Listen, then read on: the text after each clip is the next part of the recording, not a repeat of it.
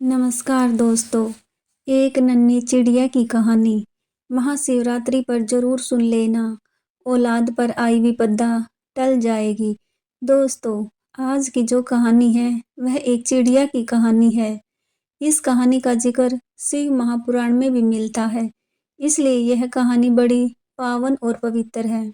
देवादिदेव महादेव कहते हैं कि जो मनुष्य इस कहानी को बड़े ध्यान से सुनता है, उसके जीवन के सभी पाप नष्ट हो जाते हैं और उसके जीवन में सभी दुखों का नाश हो जाता है।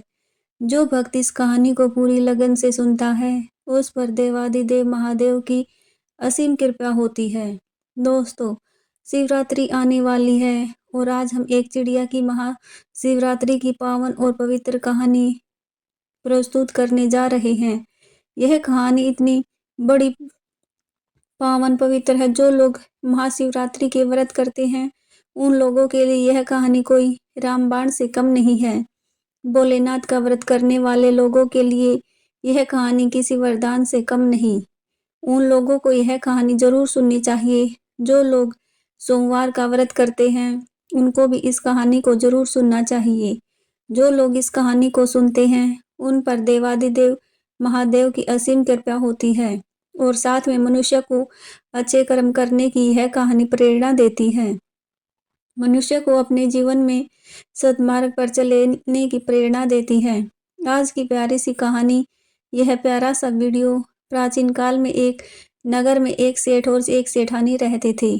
उनके पास अन्न और धन की कोई कमी नहीं थी, लेकिन वह लोग अपने जीवन में कभी भी कोई दान दक्षिणा, कोई धर्म पुण्य का काम नहीं किया करते थे।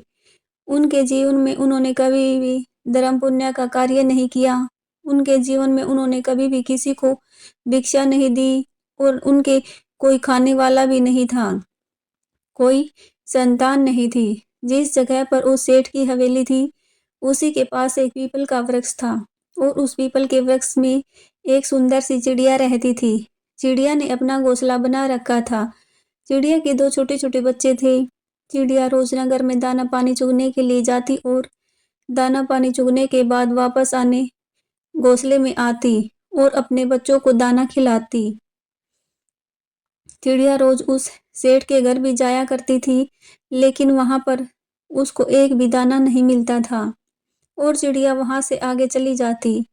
जब चिड़िया अपने मन में यह सोचने लगती है कि पूरे नगर में सबसे बड़ी हवेली इसी सेठ की है और बहुत धनी है, लेकिन फिर भी यह कभी किसी को दान नहीं देता, कभी किसी भिक्षु को भिक्षा नहीं देता, कभी कोई धर्म का कार्य नहीं करता है, कभी कोई मंदिर में सहयोग नहीं करता और न ही कभी किसी असहाय व्यक्ति की सहायता करता है, कभी किसी असहाय जीव जंतु की सहायता नहीं करता और ना ही कभी पक्षियों को यह दाना डालता है।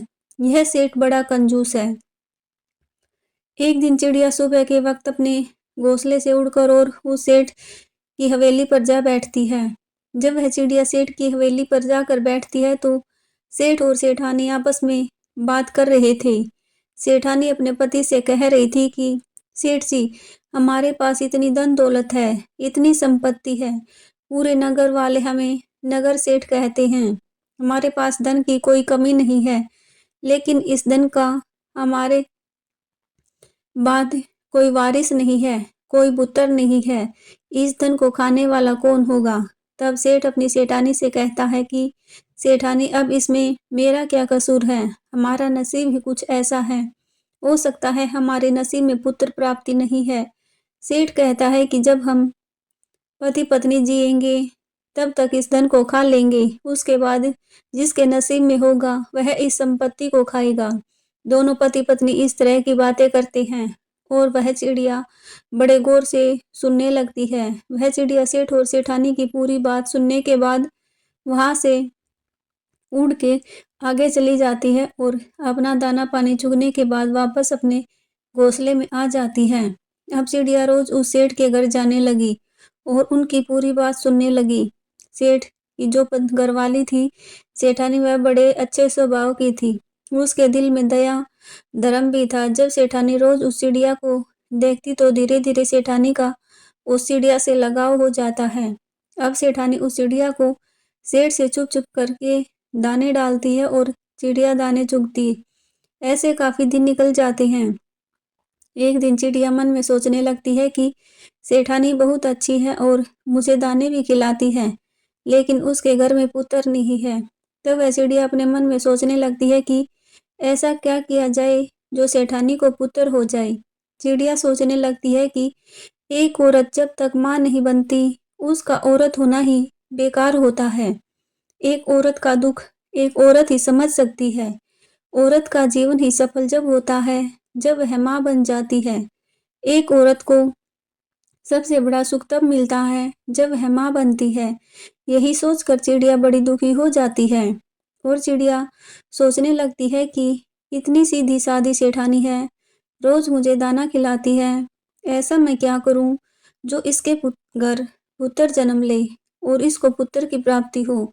और सोचने लगती है कि मैं ऐसा क्या करूं। एक दिन चिड़िया के मन में आता है कि क्यों ना मैं देवादिदेव महादेव के पास पहुंचकर उनसे इन सेठ और सेठानी की अरदास करूं, उनसे अर्जी करूं। यही सोचकर चिड़िया अपने पति चिड़े से कहती है, पिया जी मैं कुछ दिनों के लिए कहीं जा रही हूँ, आप बच्चों का ख्याल रखना, इनको समय पर दाना पानी खिलाना। इतना कहकर और चिड़िया अपने घोंसले से उड़ जाती है। चिड़िया उड़ती हुई जाती है और रात दिन उड़कर बड़ी परिश्रम करती है, भूखी प्यासी रहती है और उड़ती उड़ती अंत में वह कैलाश पर्वत पर पहुंच जाती है, जहाँ पर देवादिदेव महादेव और माता पार्वती बैठे थे।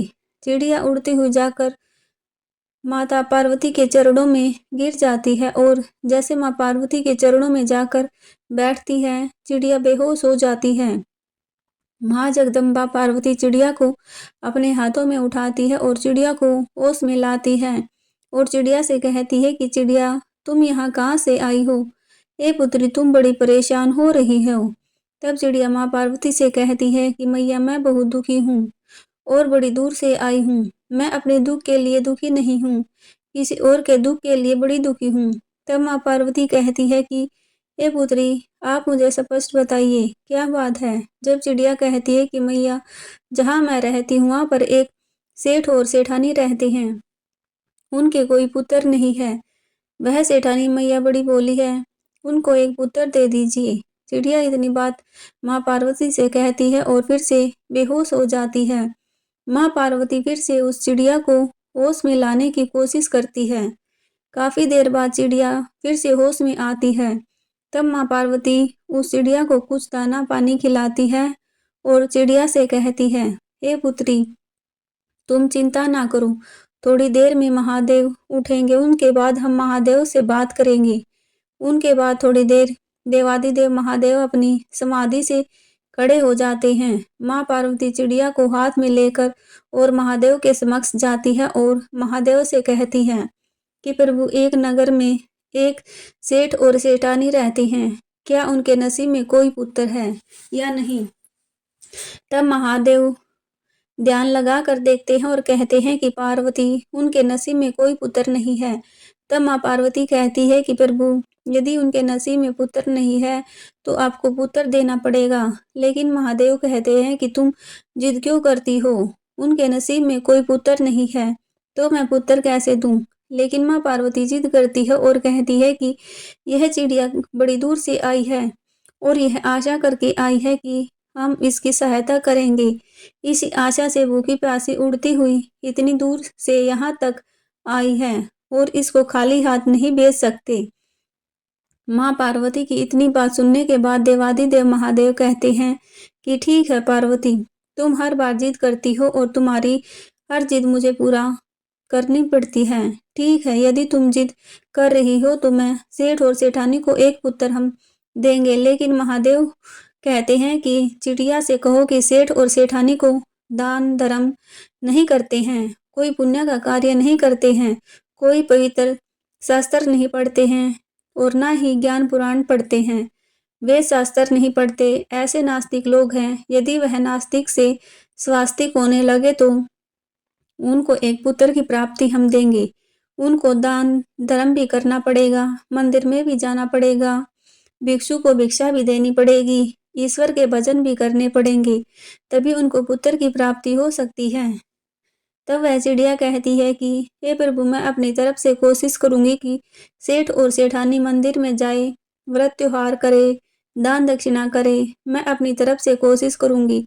तब महादेव कहते कि तथास्तु। उसके बाद चिड़िया देवादी देवी महादेव को और माँ पार्वती को प्रणाम करके वहां से उड़ान भरती है और उड़ती हुई अपने घोंसले में आ जाती है। उसके 9 महीने बाद सेठानी को एक सुंदर पुत्र की प्राप्ति होती है। सेठ और सेठानी बड़े खुश होते हैं।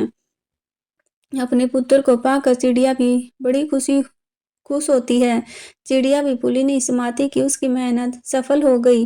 चिड़िया भी अपनी मेहनत का फल देखकर बड़ी खुश होती है, बड़ी प्रसन्न होती है। चिड़िया भी सोचने लगती है कि इस नगर का सबसे बड़ा धनी सेठ है, और जब यह सेठ अपने पुत्र को अच्छी अच्छी चीजें खिलाएगा तो कुछ थोड़े बहुत टूक इधर भी नीचे भी गिर जाएंगे और वह हमको भी खाने को मिलेंगे। यही सोचकर वह चिड़िया बड़ी खुश होती है। धीरे धीरे सेठ का लड़का बड़ा होने लग जाता है। एक शिवरात्रि निकल गई, दूसरी शिवरात्रि भी निकल गई, तीसरी शिवरात्रि भी निकल गई। चौथी जब शिवरात्रि आने को होती है तब वह चिड़िया बड़ी चिंतित होती है, बड़ी दुखी होती है। चिड़िया सोचने लगती है कि सेठ का लड़का अब 5 साल का हो चुका है और वह सेठ और सेठानी अभी तक कोई दान दक्षिणा नहीं करते हैं, किसी मंदिर में नहीं जाते, किसी को भिक्षा नहीं देते हैं, कोई भी पुण्य का काम नहीं करते हैं। अब चिड़िया यह सोचकर बड़ी दुखी होती है और सोचने लगती है कि यदि इन लोगों ने दान धर्म करना शुरू नहीं किया तो इनका पुत्र अल्पायु होगा और बहुत जल्द खत्म हो जाएगा। यही सोचकर चिड़िया बड़ी दुखी होती है और सोचने लगती है कि सेठ मैं और सेठानी को कैसे कहूँ, यह मेरी भाषा को नहीं समझते, अब मैं क्या करूं। यही सोचकर चिड़िया बड़ी दुखी हो जाती है। तब तक चिड़िया के बच्चे भी बड़े बड़े हो चुके होते हैं। चिड़िया अपने बच्चों से कहती है कि पुत्रों, तुम अपना ख्याल रखना, मैं कुछ दिनों के लिए कहीं जा रही हूँ। तब चिड़िया फिर से अपने घोंसले से उड़ान भरती है और सीधे कैलाश पर्वत पर जा पहुंचती है।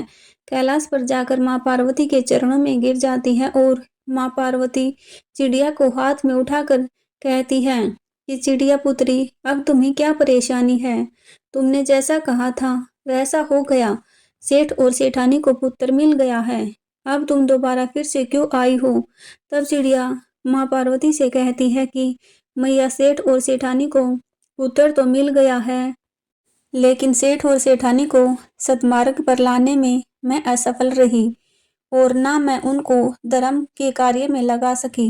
दोनों पति पत्नी अब भी वैसे के वैसे ही हैं, नहीं कोई मंदिर जाते हैं, नहीं कोई दान धर्म करते हैं और ना किसी को भिक्षा देते हैं और ना किसी भगवान का भजन करते हैं। अब भी दोनों पति पत्नी वैसे ही हैं। तब महादेव कहते हैं कि चिड़िया, तो फिर उनका पुत्र अल्पायु होगा। तब चिड़िया माँ पार्वती के चरणों में पड़ जाती है और अपने सिर को पीटने लगती है और कहती है, मैया ऐसा नहीं होना चाहिए, उनका पुत्र दीर्घायु होना चाहिए, अल्पायु नहीं। चिड़िया इस बात को अच्छी तरह जानती थी कि जब पिता से कोई चीज मांगनी होती हो तो मैया के चरणों में पड़ जाओ। यदि आप मैया को राजी कर लेते हो तो पिता अपने आप मान जाते हैं। यही सोचकर चिड़िया माँ पार्वती के चरणों में गिर जाती है और अपना सर को झुका लेती है। तब माँ पार्वती फिर से चिड़िया को हाथ में उठाती है और पुचकारती है और कहती है, पुत्री तुम शांत हो जाओ। तब माँ पार्वती फिर से भोलेनाथ से अर्ज करती है कि महादेव ऐसा नहीं होगा। फिर चिड़िया कहती है कि मैया, मैंने अपनी तरफ से कोशिश की है उनको समझाने की, लेकिन वह लोग ना तो मेरी भाषा को समझ पाते हैं और ना ही मेरे इशारों को समझ पाते हैं। अब मैं करूँ तो क्या करूँ? तब चिड़िया कहती है कि मैया, आप और भोले बाबा दोनों यदि वहां जाकर सेठ और सेठानी को सद्मार्ग पर लाए तो बहुत अच्छा होगा। तब माँ पार्वती और भोलेनाथ बाबा कहते हैं कि ठीक है चिड़िया, ऐसा ही होगा, हम बहुत जल्द सेठ और सेठानी के द्वार पर पहुंचने वाले हैं। फिर चिड़िया वापस कैलाश से अपने घर को आ जाती है, अपने घोंसले में आ जाती है। महादेव और माँ पार्वती एक भिक्षु का रूप धारण करके और सेठ और सेठानी के द्वार पर आते हैं। और सेठानी से कहते हैं कि मैया, हमको बड़ी तेज भूख लगी है और हमको भोजन खिलाइए। यदि तुम हमें लोगों को भोजन नहीं खिलाओगे तो हम तुम्हें श्राप दे देंगे और तुम बर्बाद हो जाओगे। तब सेठानी हाथ जोड़ के कहती है कि बाबा, मुझे श्राप मत देना, तुम हमें श्राप मत देना, हम तुम्हें जरूर भोजन खिलाएंगे। तब सेठानी साधु के वेश में महादेव और माँ पार्वती को अपने घर के अंदर ले जाती है और अच्छे अच्छे पकवान बनाती है और दोनों को खिलाती है। उधर जब सेठानी का वह नन्हा सा पुत्र इधर उधर घूमता है, कभी महादेव और माँ पार्वती को भोजन कराता है और मिठाई भी खिलाता है, कभी पानी लेकर आता है। यह देखकर माँ पार्वती बड़ी प्रसन्न होती है और बड़ी खुश हो जाती है। माँ पार्वती सोचती है कि महादेव का प्रसाद है इसलिए इतना चंचल है। जब सेठानी साधु के वेश में माँ पार्वती और भोलेनाथ को भोजन करा देती है, उसके बाद महादेव और माँ पार्वती उसके घर से जाने लगते हैं।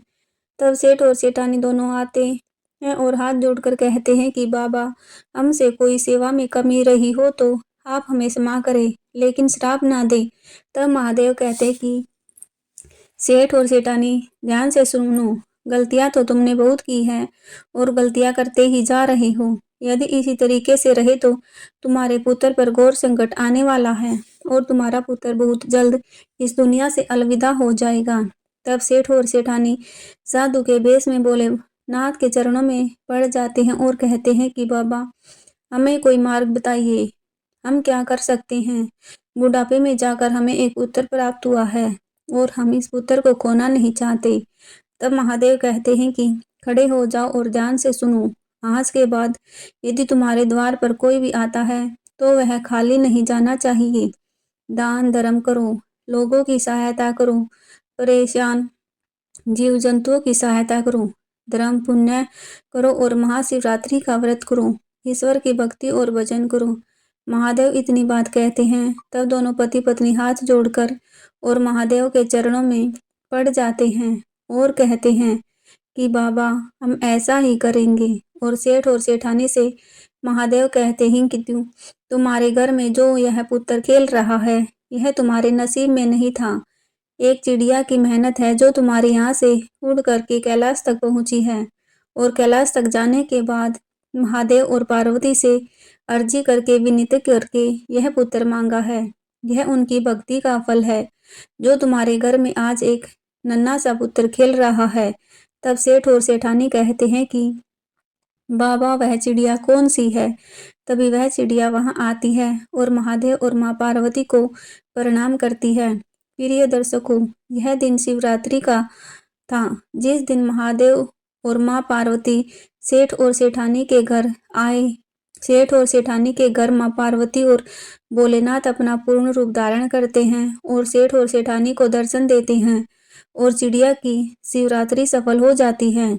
बड़ी धूमधाम से सेठ और सेठानी महाशिवरात्रि मनाते हैं और महाशिवरात्रि का व्रत करते हैं और साथ में चिड़िया भी व्रत करती है और देवादिदेव महादेव के दर्शन पाकर वह तृप्त हो जाते हैं। उनकी महाशिवरात्रि सफल हो जाती है। जो लोग महाशिवरात्रि का व्रत करते हैं उन लोगों पर भी देवादिदेव महादेव की ऐसी ही कृपा रहे और जैसी सेठ और सेठानी पर रही हो, चिड़िया पर रही हो। दोस्तों, आज की कहानी यहीं पर खत्म होती है। हम उम्मीद करते हैं कि यह कहानी आपको ज़रूर पसंद आई होगी। पसंद आई हो तो कमेंट बॉक्स में ज़रूर ओम नमः शिवाय लिखना ना भूलें और वीडियो को लाइक शेयर ज़रूर करें और चैनल को सब्सक्राइब करें। वीडियो में अंत तक बने रहने के लिए आप सभी का धन्यवाद।